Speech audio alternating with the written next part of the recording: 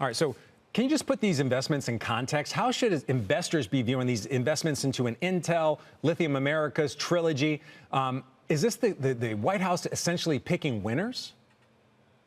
Well, I think this is definitely novel, but at this point, it seems more philosophical than practical in terms of how this is going to work. And what I mean by that is the US government has not done something like this in recent memory. Governments do make policy choices every single day that impact who is going to thrive and what companies may not. We've seen this play out with tariffs. We saw that play out with Biden's subsidies into chips and other types of sectors. And now we're seeing this new approach with the Trump administration, but we're just seeing the announcements. We haven't seen the details of the deals. We haven't seen what the government is actually going to do in terms of managing these companies or taking more of a passive role. So we don't quite know yet exactly what this means in terms of how the market should be reading this. All right. So you're mentioning what happened during the Biden era, whether it was grants or subsidies that you're talking about right now. It was essentially the White House, in that case, the Biden White House, trying to influence the policies of different companies. Are there any issues when we're talking about either governance of the company or just investor confidence in these companies? Yeah, I mean, of course, it poses a number of questions. And the biggest one for me is whether or not the government is going to be active or passive in terms of its shareholding of some of these marquee companies in these sectors that are so important for national security. And we saw some concerns in the Biden administration where they were giving grants and they were giving money, but there were significant strings attached, some of which had nothing to do with the actual underlying business itself.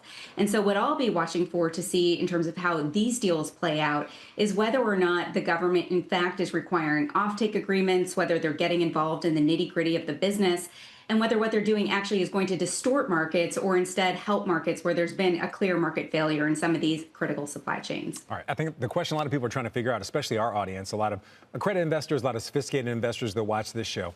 Is this a kind of a default sovereign wealth fund by the White House, the fact that they're investing in these companies? I think we also have to include in this conversation the 15% of revenues that they get from AMD and NVIDIA when it comes to sales in China. Is this essentially a sovereign wealth fund just with a different name? Well, to technically do a sovereign wealth fund, the administration would need to go to Congress for that. But what they have said they're looking to do is to deal with the fact that we've got such a negative balance sheet in the United States. They're trying to include assets in terms of what the U.S. balance sheet looks like. But I would argue this is mostly about correcting market failures. And so we have an over-reliance on China when it comes to critical minerals and rare earths. We've got a choke point that China has exercised its willingness to hit the off button when it so suits them. Like, this is not a sustainable way for the United States to continue in terms of the way that we source many of these minerals that are important for military needs. So the government has to do something. And so they can use tariffs, they can do subsidies, they can regulate, they can incentivize. We haven't, again, seen them take an equity stake. So this is novel. We don't know how it's going to play out, but it is a policy choice that the government is making. So for me, this is more about market failures than a sovereign wealth fund. Okay. In all fairness, none of us know how it's going to all turn out. But in your mind, how does this resolve itself? Does the government eventually sell these shares for a profit?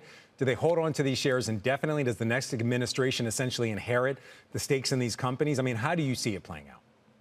You're asking a question that nobody knows the answer to. I do think that the administration is probably looking to hold these shares. There is a real question about what this means in terms of 4 years from now. We'll have a different administration and what they will do in terms of being active with these companies, whether they'll want to share or whether they'll want to sell these assets or not. We just don't know. But I do think for the foreseeable future, at least with the Trump administration, they're likely to hang on.